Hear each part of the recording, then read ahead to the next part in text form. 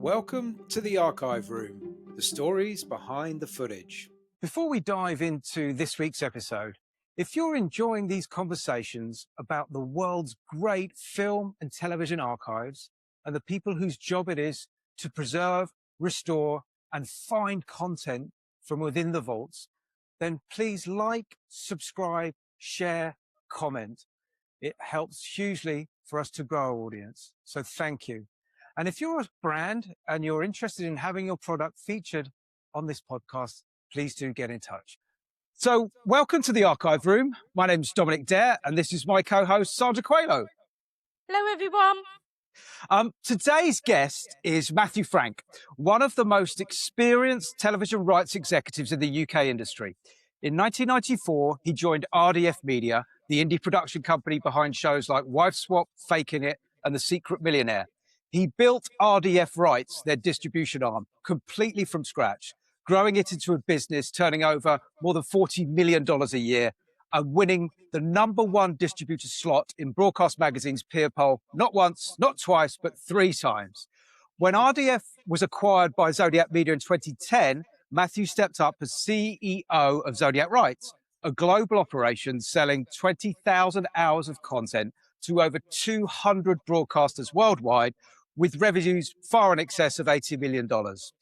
After leaving Zodiac in 2014, he went on to co-found the Rights Exchange, an online trading platform for TV rights, and later launched Rocket Rights and its sister company, Rights Booster, which specialized in exploiting content across VOD platforms and fast channels.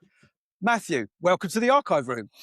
Nice to be here. It's good to see you both. But listen, Matthew, you've been in this industry for over 30 years. What still gets you out of bed in the morning? Well, good question. I think that what I love about a distribution, and particularly the kind of role I play, is I speak with producers day in, day out, and no 2 days are ever the same. I get pitched amazing projects on a daily basis. I get new things that I knew nothing about, and I learn about stuff that is kind of new to me. So it's very stimulating what we do. I mean, yes, there's some boring stuff behind the scenes when it comes to kind of contracts and all the rest of it, but the actual nuts and bolts of distribution, what I really love about it is the kind of the breadth of what we kind of cover, from entertainment shows right down to very serious political documentaries at the other end of the scale. So it's a really kind of rich mix for me. Yeah, absolutely. And so on that mix, what have you learned about what makes a content library generally valuable? Like, what versus one that looks just impressive on paper? Yeah,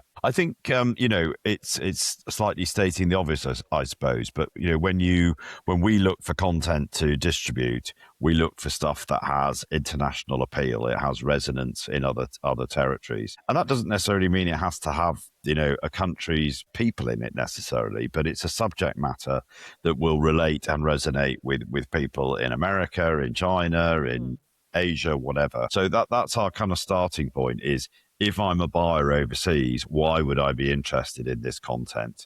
And what would it do? Why would it be interesting to my audience in a foreign territory? So let's go back to the sort of RDF Zodiac years. I guess the question that we're looking at is there really a tension between making great content and making commercially smart content? So how does the relationship between production and distribution mesh together? It's a very interesting kind of question. When we were at RDF, we quickly identified, the potential of owning your own IP and kind of selling it.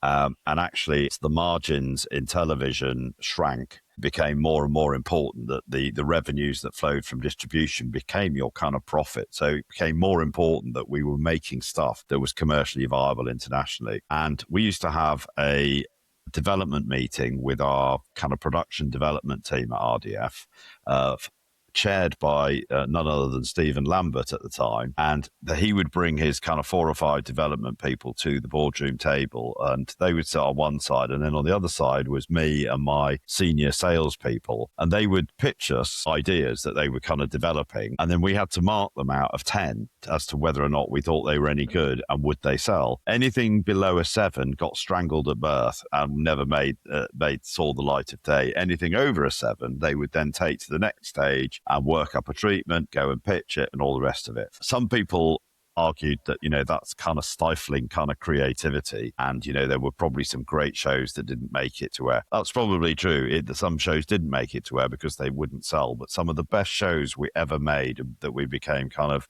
well known for were things like Wife Swap and Faking It and Scrap Heap Challenge and Secret Millionaire. All those shows, they all went through that kind of process. And we gave them big ticks saying, yeah, this is going to work. It's going to work as a finished tape sale.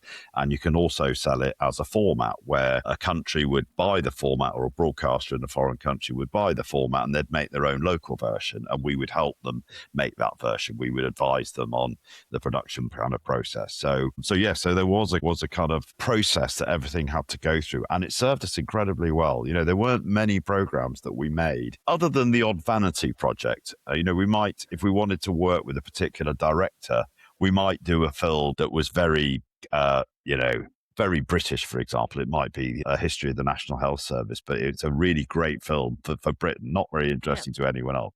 But we might do it to work with a particular piece of talent who would then go on to do other stuff for us. Yeah. I mean, looking back in that kind of halcyon days, were there any acquisitions or deals that you did looking back that were superb that would never happen today, or any, that were completely undervalued at the time? Yeah. Well, I think that the program that made us the most revenue overall was Wife Swap. And Wife Swap it's an interesting story how that came about, because it came out of our development team and we loved the title. We thought, it's a catchy title. It immediately raises a smile on people's faces. The problem was when we started trying to cast the show. Channel 4 commissioned 2 episodes to start with and said, we'll do these. And then if they work, we'll commission a longer run of 8 or 10, whatever. So we started trying to cast the show. And we found it incredibly difficult because when we were approaching people, and the concept, for those who don't know, with Wife Swap was you take 2 families who are very, very different, normally equal and opposite opposed, and the wives swap houses for 2 weeks. The first week, one wife runs the household under her rules, and then in the second week, they swap places, and the second wife runs her house with her rules. So they live by other people's rules for a week and then by their own rules for a week. And then at the end, they kind of get together and see what they've kind of learned. The problem was when we were casting was that people thought that they had to sleep with the other person's partner. So we had a lot of people saying, this sounds extremely dodgy. We don't want to go anywhere near it. Anyway, we were about to give up when there was a couple who lived very close to where I live in West London, agreed to kind of do it. So we ended up making one pilot, and that was the kind of lighting the blue touch paper, because once we had a proof of concept and we showed people that, this was a kind of social experiment, not a kind of, a sexual encounter, that's when people started to kind of understand it. And all the things that went with Wife Swap, there were so many layers to Wife Swap in terms of class being a big one, about attitudes to race, religion, all that kind of stuff. So it unpacked many, many things under the guise of this kind of format. So that was what I would say Wife Swap was our greatest success. I would not necessarily I think the program that we made that I thought was the best was Faking It. It was interesting when Stephen Lambert came in, he made Faking It using a lot of directors he had worked with at the BBC. And it was the kind of first time that documentary directors were making factual entertainment formats. And that's why the shows looked so good and they did really, really well. And it became a bit of a kind of calling card for us at RDF that, they were the guys that made Faking It. And it was a great series, I have to say. It's the thing I'm most proud of when I was at RDF, for sure. Can I ask, Matthew, when you develop a program, are you thinking about certain channels at that point, or are you thinking this is going to work on this channel? Or often back in those days, I think things have kind of changed, and we'll kind of come on to that maybe a bit later. But in those days, we had a very open door with several of the broadcasters in the UK, BBC and Channel 4 being the main ones, to a lesser extent, kind of Channel 5 and ITV. And again, I say Stephen was at the forefront of this. Stephen and my brother David were at the forefront of this, in that they would go and meet with the Channel 4 commissioning execs. They would go and meet with the schedulers. Schedulers are so important in the relationship with indies and are very, very powerful people within the broadcaster. So they would go in, talk to them about what they were kind of looking for, what slots they had coming up, what kind of shows they needed for those slots, and then they'd take that information away and then come back with some ideas that would potentially fit. So you were almost developing to order, as opposed to just thinking, oh, that's a good idea, why don't we try and pitch it, and then find out nobody's interested in it because it doesn't fit their requirements. So it was that kind of two-way conversation going on all the time. I mean, Stephen was barely in the office. He was always out talking to people about what they need, and then he'd kind of feed it into the development kind of process. And hey, presto, we started to get lots of work out of it. Things have changed dramatically. Let's put it that way. Haven't they just? Yeah. So, those days were, full disclosure, we used to work for Matthew when he was at Zodiak Rights, and we all remember the days on their yacht outside of Cannes, Yes. when the TV industry was flying. So, but let's fast forward now to get a bit more up to date. You've started the distribution company RDF Rights. Yeah. How long has that been in operation, and how do you differentiate yourself in today's market? Yeah. So we started Rocket in 2020, which probably wasn't the best timing, given that we started in like January of that year, and by March we were all shut down because of COVID. So, we started in a slightly stuttering kind of manner. But what we were trying to do with Rocket was to start a kind of forward-looking distribution company that would use a lot more technology in the kind of process of distribution to help reduce our costs, but also make it quicker and faster. And these were some of the learnings that we made through our experience of running the Rights Exchange, which was this online trading platform you mentioned a bit earlier. So we tried to take learnings from that and put it into a company that looked a bit different, a bit more kind of modern, I suppose. At the same time, we acquired a company that was working in the digital space, and we renamed it Rights Booster. And Rights Booster is the sister company to Rocket. Rocket sells mainly to linear broadcasters, whereas Booster doesn't do any of that. It publishes content onto VOD platforms and onto fast channels and onto YouTube. And that is an area that we felt 5 years ago looked like the future to us, and we kind of needed to be in it. So we acquired this company. We did a deal with the owner at that time.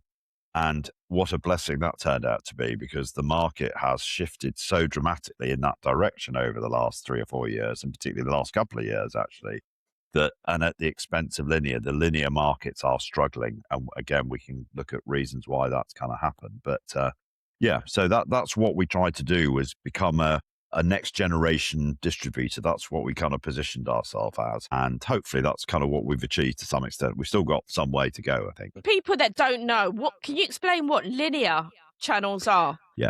So linear channels are free-to-air broadcast channels. So Channel 4, Channel 5, BBC, ITV, they're all linear channels, and they're free to watch. Some with ads, some without ads. And they sit, there's a broadcast signal that comes to your house, whether it's via the internet these days or by an aerial. It used to be by aerial. So those are the kind of linear channels. And of course, there weren't very many of them to begin with. We started with 3, BBC 1, ITV, and that was it. And BBC 2, then Channel 4 kind of started, then Channel 5, and then the whole proliferation of the kind of pay TV platforms. And suddenly we had hundreds of channels in the UK and all over the world, lots of pay TV channels starting. And obviously today that world has changed dramatically, and it's come about really as a result of fragmentation in the market. So many viewers who used to watch kind of Channel 4 midweek, they'd get 5 million viewers for a good show. They now get down to like between 500,000 and 700,000 viewers for a good show in the middle of the week. And that's because a lot of the audience has now got so much choice elsewhere. There's many more digital platforms have started. Digital platforms are really cheap to start. You can start your own fast channel relatively cheaply. YouTube channels are relatively cheap to start. In the old days, starting a pay TV channel cost millions, absolute million.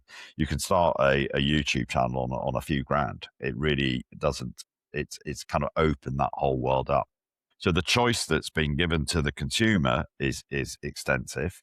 And as a result, they've drifted away from the linear markets, and that's had an impact on the amount of ad revenue that those linear channels earn, because they get paid on the number of people watching their channels. And as that audience has declined, so is the ad revenue in that space, and the ad revenue is leaking over the fence into the digital world, to YouTube, to fast channels, to VOD platforms, etc. And are YouTube channels, are they commissioning in the same way as linear channels? I would say not yet, not in a meaningful way yet. There are lots and lots of YouTube channels. Just go on YouTube and see for yourself. There are hundreds of channels there. Most of them tend to be populated by content that is existing already. So it's been made elsewhere and it gets packaged into a channel that's either a crime channel, a property channel, a dating channel, whatever it happens to be. But it tends to be content that existed previously. What we're now starting to see is that as YouTube has grown into a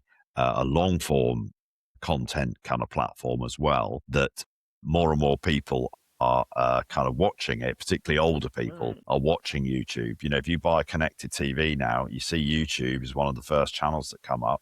It used to be the preserve of short form content, but now YouTube themselves have realized actually long form content is stickier. People watch it for longer and therefore they make more advertising off it. So they're really encouraging long form onto the platform, and it's getting watched by a much more diverse age range. So it's not just young people. You know, we have a crime channel where our audience is over 55, the majority of them, which is quite interesting. So I think that is a change, and I don't think it'll be too long before you start to see content getting commissioned for YouTube. I don't think it necessarily will be YouTube themselves commissioning because they're a publishing house. I think it will be brands. That for me is where the future is brands to me look like the new commissioners. They've always been the ones with the money. It's just before it used to get filtered through Channel 4 or Channel 5 or ITV. Now there's an opportunity for producers to go direct to brands with good ideas and say, right, we're going to publish it on YouTube. And if the channel works, we're going to give you way more eyeballs than you'll ever get on a linear service. So there's a whole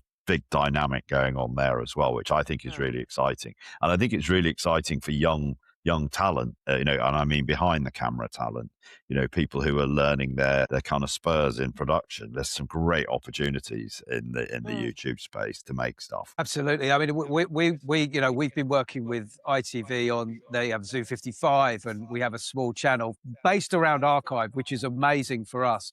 And we're seeing a lot of these kind of archives that would possibly be listening to this podcast, you know, figuring out strategies to make money. And I think library content and catalogues, as we can see with the kind of takeover with Paramount, are very valuable now. I guess the question is, how do you make money? Because there's such a diffuse amount. I mean, I agree that the brands are going to come in and they'll be the ones. It's almost gone full circle. But how do you differentiate yourself? How do you not get lost in the crowd?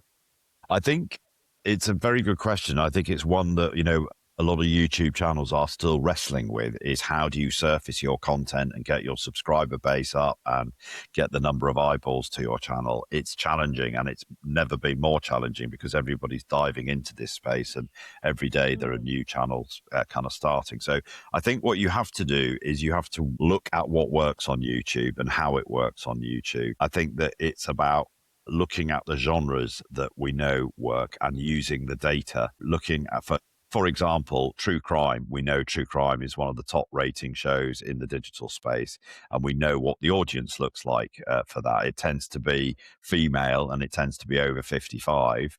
That's for kind of particularly true crime that involves murders. That is a big area for female viewers over 55. On the other side, you've got male viewers who like heists and FBI kind of stories. That they tend to skew much more heavily male. So you're able to take that data and then start to kind of create your channels and then start to target those groups. And it's about tapping into those audiences and those fan clubs, if you like, to make them aware of your channel and then give them content that they want. And rather than just plonking content onto your channel, it's about giving the audience something they don't normally get. So there may be old series of true crime that, you know, have been around maybe 10 years, but they're on YouTube now.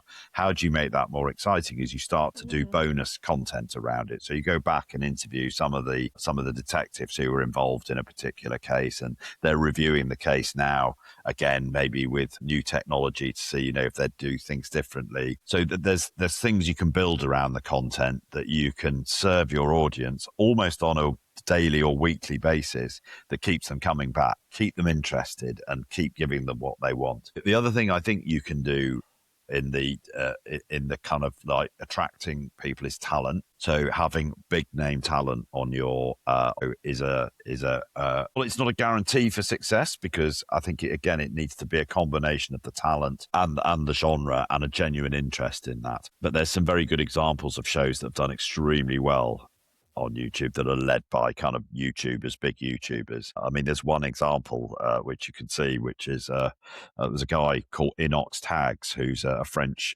gamer, and he had a following of about 9 million people in France, and he developed a game, and that's how he made his name. And he decided he wanted to do more with his life than sit on his arse gaming. So he decided he was going to climb Everest, and he was well known in France. So he managed to get 3 sponsors on board. I think Nike and an outdoor clothing brand were 2 of them. I can't remember the fourth one.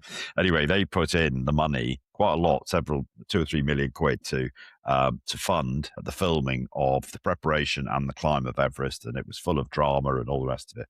They ended up making a 2.5-hour film that they published eventually on YouTube. But what they did first with it was they went to the cinemas, to 200 cinemas in France for one night only. You could go and see this film, sold out, and those ticket sales covered all their production costs. The next day, they published it on YouTube, and they put it on TF1, which is like the BBC in France, at the same time, following day after the theatrical release. And the last time I looked, it had done something like 50 million views, this film. It's it's a kind of whopping great kind of success. But it shows what you can do. If you're famous and you do something interesting and you've got a following, that's what happens. Yeah, I mean, I think it's really exciting. I agree with you. There's so much opportunity if you're creative to get out there and do it yourself. And one of those aspects that we touched on, that I think probably could do with a little bit delve into is fast channels. So what if you can give us a breakdown of what a fast channel is in your view, and are they going to be successful in the UK and beyond? So Fast is interesting. Fast, about 2 years ago, I was down in Cannes at MIPCOM. Fast was like the talk of the town. It's like, this is the new thing. Slightly ironically, Fast Channels, it stands for free ad-supported streaming TV. And they're basically old-style linear channels, but just online. So again, you don't have all the infrastructure that you have necessarily for a broadcast. So they're relatively kind of cheap to run. And they sit on all sorts of platforms like Tubi and Roku and Peacock. They all have fast channels that sit on their kind of platforms. And you basically, you publish, you need about 150 hours to start a fast channel. Normally, the single IP channels tend to do better than the genre-based channels. So some of the most successful ones in America are like, the Deal or No Deal channel is very big. Surprisingly, the Baywatch channel does rather well as in America. It's true. That's a surprise. Amongst men, yeah? Amongst men. Yeah, obviously. But Fast it's ad supported. So when you put your shows up on your Fast channel, it's in a schedule. You can't fast forward through them. So you watch what's on at a given time. And then within those programs, there are ad breaks, and you decide how many minutes of ads you want per hour. And then you have to fill those ads. So some of the platforms do the ad fill for you. Some take half the inventory and you get half the inventory. So you have to go and find an ad sales company to do that for you. So there's quite a lot of people involved in the fast world who are all taking a piece of the pie. There's the platforms itself like Whirl, who do the technical delivery of the channel to the platforms. So they're taking a fee for running the channel effectively. You've got to do scheduling, which you normally have to pay for. You have to do ad serving, which you have to pay for. So there's quite a lot of people who have got their fingers in the pie. And I'd say the margins in Fast have generally been on the lower side. Originally expectations were very high. I think you can make money out of Fast, but it's not the kind of like, doesn't feel like the gold rush that everyone was anticipating kind of 2 years ago.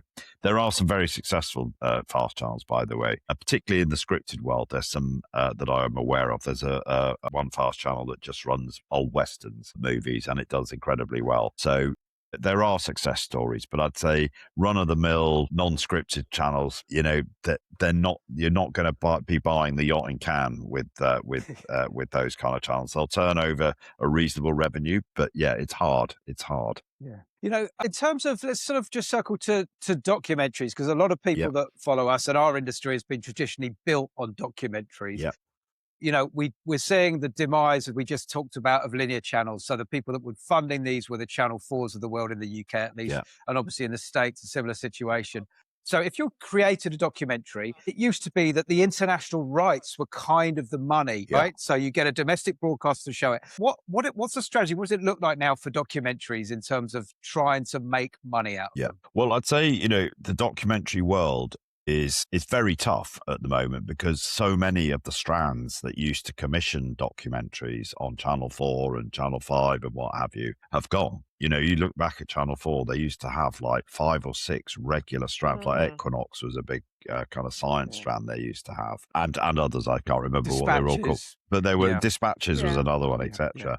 So a lot of those kind of, a lot of those documentary slots have now gone, which is a real shame, because there were some great films made out of that era. So the documentary world is hard at the moment. I'd say you're piecing together. This is what I spend quite a lot of my time together, is piecing together little pockets of money, trying to make it into a big enough pot of money to make the film. So that might be going to get a pre-sale from someone like Channel 4. Before they would pay 250 grand for a documentary. Now they might acquire it for like 40 grand. So, and the film, say, costs 200 to make. You've still got 160 grand to make up. So how do you do that? You have to kind of work on clever ways, which is, maybe going to a tourist board if you're going to visit a country and say, fine, would you put some money in if we're going to be featuring Ireland or, Scotland or whatever it happens to be.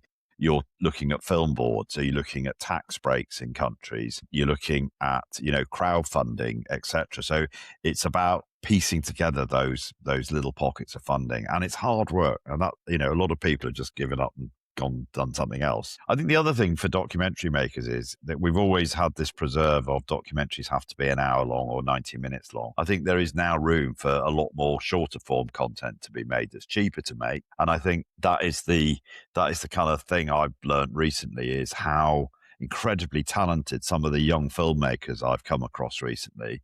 They're incredibly talented, but they're making stuff on a shoestring. They're self-shooting, self-editing, really good operators using high quality equipment. So this isn't kind of, crappy VHS stuff. This is 4K, shot really well, edited at home in their bedroom. Then yes, you might go and grade it somewhere in your final post and make it look snazzy and do your music mix and your sound mix somewhere else, but you can get so far on much less money these days. And I'd say that is the kind of message I would say to people, is if you want to work in the documentary, you have to kind of bring the price point way down in order to make it work these days. Yeah. I mean, I think one of the things that sort of also seems to be changing the world is verticals, which I keep hearing about. And, a lot of these kind of soap operas and dramas that are doing well. Are you into that marketplace as well? Not really. We are very much in the kind of non-scripted world. So we have got some stuff on the booster side. We've taken on dramas and films and what have you that we publish onto VOD platforms. And again, they earn money just through kind of advertising revenue when people click on and watch something on a VOD platform. A VOD platform's like a library, basically, as opposed to a channel. You click into a VOD library and then you search, put in, sport, and it'll come up with 10 different films that are available on sport. And then you click on one, and it serves ads around that kind of content, and you share in that kind of ad revenue. So that's kind of what the VOD world is. And I think scripted is, does well in that world. It's just my background has been largely in the non-scripted world. So we tend to focus on document. I mean, I'm talking to several people about documentaries at the moment, really big documentaries. I'm just really finding it hard to fund them, though. There's, traditionally the co-production route, if you couldn't get it fully funded in the UK, you'd go to America and hopefully find a partner there. It's just dead as a doornail, that market now. Nobody is spending any money in America. So it's making it even tougher, going around Scandinavia with 10 grand here, 5 grand there. In America, you used to get the other half of the budget in one hit, whereas now it's this kind of piecing it together, and it is difficult.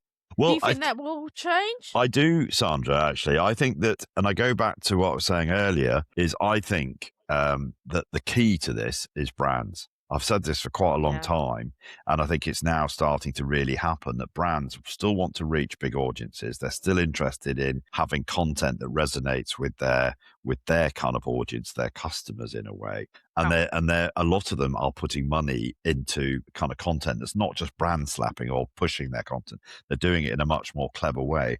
And I think there's this learning curve going on between producers on one side who didn't know the brands and brands on the other side who didn't know. And they're slowly coming together. And I think in the next year, I think you'll see way more brand funded deals that may sit on linear channels. They may, Channel 4 may be taking these shows, but they're sponsored by people or they've got product placement in them. But increasingly, I think that, brands are looking at places like YouTube where the audience is just getting bigger and bigger and bigger. I mean, YouTube is such a daddy when it comes to platforms. It is like the standout platform. More people watch YouTube than any other platform in the world now. So that is where advertisers are pointing their guns and saying, okay, if we come across the right idea, the right kind of content, we can reach a big audience with it. It has to be the right audience. Again, you need to know who you're targeting, as we were kind of saying earlier. But that's what I think the future is. And if I was a producer, I would be building relationships with brands, either directly or through an agency that you meet these people. I've often said in Cannes that you have Cannes Lions, which is a brand market in Cannes, and you've got MIPCOM, which is a TV market. They need to put those together so that those two communities can meet and start to talk stuff. It may take a little while for them to understand exactly how the other works, but that for me is where we're headed. I completely and utterly agree. I think we'll see how this pans out. One thing regarding documentaries, the broadcasters and the Netflix and the ABCs over in the States, is it getting difficult to get your idea commissioned? So let's say you want to do a certain story and are the broadcasters going, no, we can't touch that subject, it's too risky? Or are they trying to decide what they want to? I think that in the current climate, particularly in America, it's a kind of fear. There's a culture of fear in America because a lot of the kind of traditional cable networks are disappearing. They're slowly closing, not always announced, but there's many of them have shut down or they're running on old archive now, et cetera, et cetera. So when you're pitching ideas into those kind of they just take so few titles these days. In the old days, they'd take maybe 50 films a year.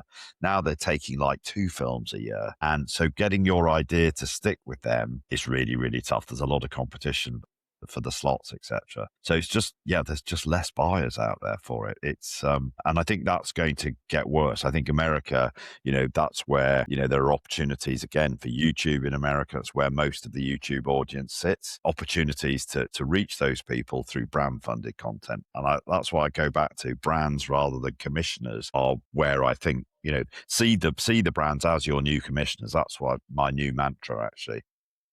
And another thing, I need to ask you, what's your thoughts on the sale? Well, the merger between Banijay and All3 Media.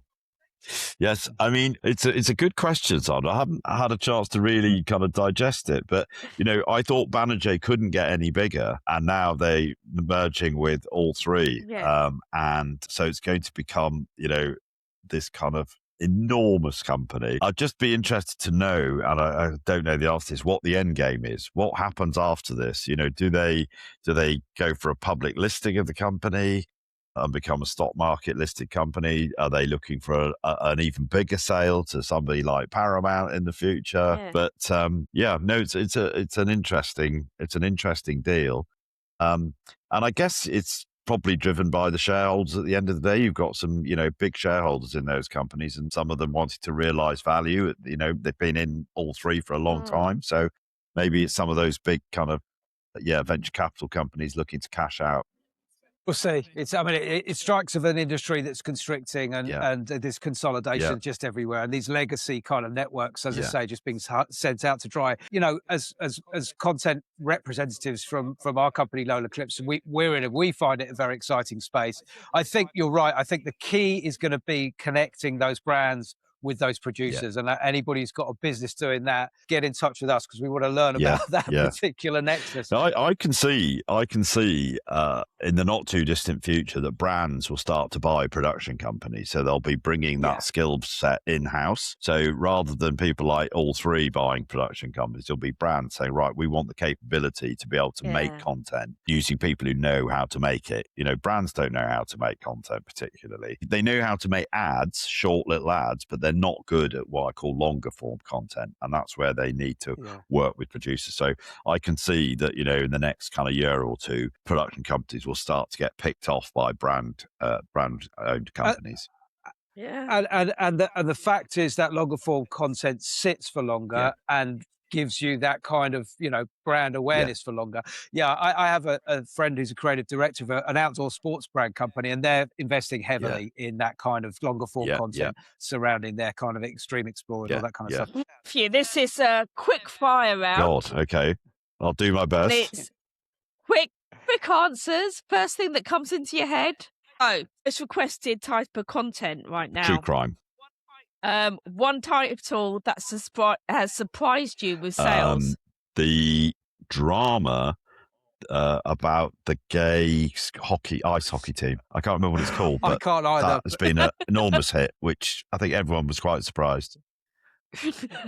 A deal that sounded great but wasn't. Ooh, probably one I did a long time ago, and I'm not going to share it. One thing everyone should understand about rights but doesn't.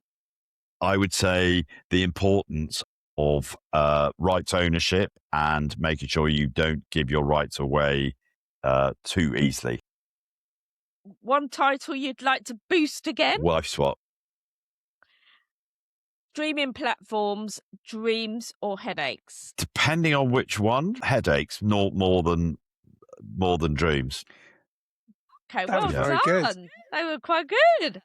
Well, look, listen, I think that's probably our time coming towards an end. Matthew, thank you ever so much for your time. It was fun. I enjoyed it. Yeah. Great. And we did as well. And we'll, we're coming back to you, I'm sure, as this thing moves along. But we very much appreciate your time.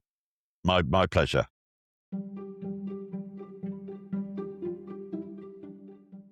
Thanks so much for listening to another episode of the Archive Room podcast. Your support is invaluable, and we really appreciate it. If you're a brand and you're interested in joining us on developing this series, please do get in touch. We're looking for restoration houses, filmmakers, production companies, and archives who are interested in associating their brand with this podcast. So please do reach out, and we're sure to get back in touch. See you next time.